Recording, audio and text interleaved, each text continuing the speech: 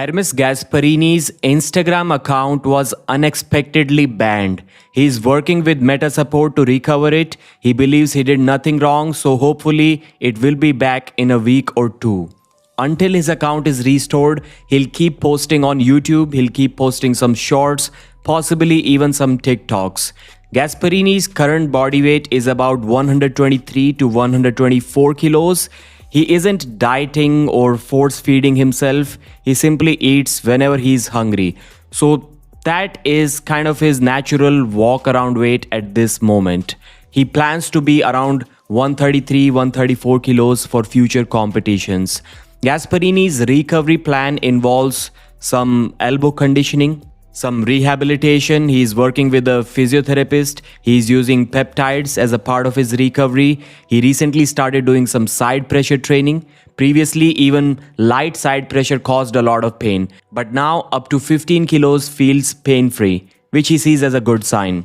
Hermes has some left-handed ambitions in the future. He doesn't just only want to compete with his right arm. When I mentioned this thing to Engin Terzi in one of the live streams, Engin had his doubts about my theory. He didn't agree with it, but I still believe in what I said. I think in today's world, it is a must for the full-time arm wrestlers to train both of their arms, especially if they have a big enough social media presence. In that case, if they don't have a top-level left arm, they can still get some good matches. Hermes Gasparini may not be top 15 in the world on the left arm, but it's still his left arm. It still belongs to Gasparini, so people will watch that match. Hermes knows that he made a mistake when he arm wrestled Alijan Muratov and Artyom Morozov because these guys are too strong. They're literally two of the top 3 guys in the world. I would say top 15 is more realistic for Hermes, but if he can give a match to rank 10 guy, let's see if that works out well for him. Maybe it's a possibility. Hermes said that the Vitali versus Alijan Muratov match is a 50-50 match. Alijan is incredibly strong. He believes the winner of this match is truly the world's best left-handed arm wrestler. I think it is the best left-handed arm wrestler ever, whoever wins this match. Hermes also wants to see the winner of this match arm wrestle David Dadikian in the future because he believes Dadikian is also an incredible arm wrestler. So finally, Hermes ended the video by saying that his goal is to return around December, provided that he's fully recovered and healthy. He's already talking with Robert Baxter about his comeback. Robert Baxter and Dexter Tan talked about the expansion of East versus West and arm wrestling in general in many areas. They talked about the Japan trip and global expansion. So Dexter recently met with the president of the Japanese Arm Wrestling Federation. They welcomed him warmly and even prepared personalized gifts for him and his family members. So they did their research about Dexter's family. So this shows that they are interested. They want some international exposure for Japanese arm wrestler, and they are also interested in hosting a King of the Table event near Mount Fuji around July next year. They talked about expansion across Asia. So Dexter mentioned working with Japan, South Korea, China, Taiwan, Hong Kong, Philippines, Thailand, Vietnam, Malaysia, Indonesia. Just like Engin Terzi used to get a little passive-aggressive whenever the Indian arm wrestling scene was brought up and he was asked about whether he's going to get some Indian arm wrestlers at East versus West or not, I don't think it's much different with the new East versus West organization. They also kind of, I may be wrong, but it feels to me as if they are also avoiding Indian arm wrestling, because it's quite clear that all of the countries that I mentioned, India alone has as much arm wrestling potential as all of them combined together. Or maybe they already know that most of the talented and famous Indian arm wrestlers are already contracted by Pro Punjab League and they want to respect each other's business. I think that can also be a possibility. Anyways, the idea behind getting into those countries that I just mentioned is to get more super matches, develop some local talent, and feed the winners of those competitions into the East versus West system. Dexter knows that YouTube isn't available in China, so that's why they're planning on uploading the East versus West arm wrestling content to multiple social media platforms available in China. They already have a Chinese media team that is already doing this. They know that Chinese athletes need to get government approval if they want to compete abroad. And since they don't come under WAF or any other organization for that matter, they have to be careful how to utilize the athletes, because the Chinese rules and regulations are also very strict.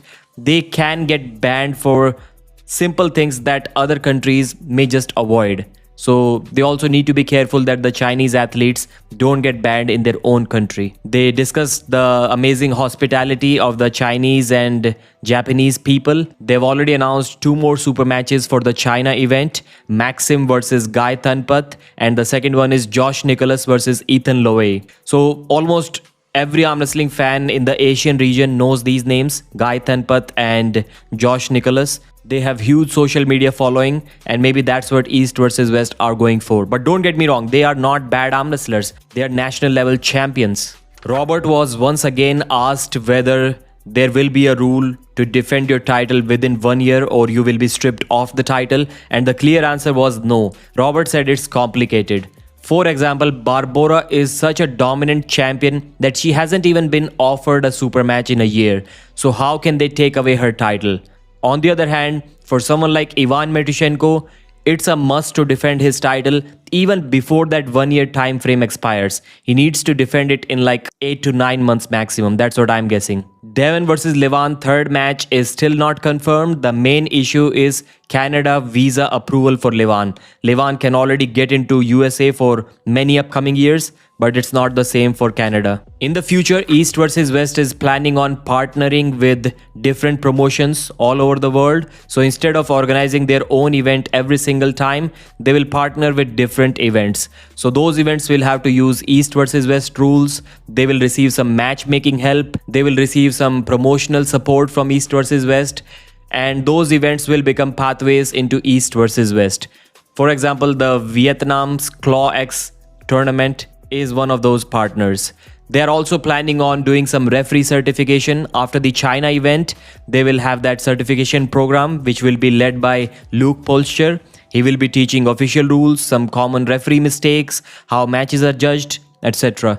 There's also a prediction contest going on, and if you predict all of the matches correctly and all of the scores correctly too, you will win the grand prize, which is airfare covered, hotel covered, and you also get a VIP ticket to one of the East versus West events. The top 5 participants will receive signed merchandise and some other benefits as well. They're planning on having more King of the Table tournaments. So the upcoming qualifiers include South African event, an event in Switzerland, Europe, Asia. They're also planning on getting into Africa. Leonidas Arcona uploaded some interesting clips on his Instagram page. In this first one, he's holding 90 kilos in what seems to me like a pronation lift of a sort. He's just trying to hold it for a second or two at the top range of the motion. Definitely an impressive lift. But what's more interesting is the text. Next match could be already in September. So we already know that Andrei Smaev has declined this opportunity to face Leonidas Arcona. He's not interested in the match. Kirill Sarychev believes he's not ready for Leonidas Arcona. So if these two are not his opponent, who else could it be? Recently we heard that Leonidas wants to get into the top 10 rankings of the world. So maybe a mat mask match on the right arm makes sense. That is the most likely possibility as of now. Let's take a look at the second clip in which he is doing some finger containment on the eccentric handle. Fingers and wrists are now 20% stronger than the last match. Wow. Is it 20% stronger in some of the exercises or an average of all of the exercises? Regardless, it's a very impressive number, and it may be possible because Leonidas may be the most dedicated that he has ever been for the sport of arm wrestling at this moment right now. Many athletes have already reached Batumi, Georgia. Georgy Svetkov is there, Eldar Bubenko is there. Georgy and Kamil are already calling each other out, and you have to give it to them. They have taken the responsibility of promoting this event on their shoulders, and they have done a great job. All Georgy needs to do now is to just try to keep Kamil outside of his shoulder. If he manages to stop the match even in the center, Kamil may be in trouble.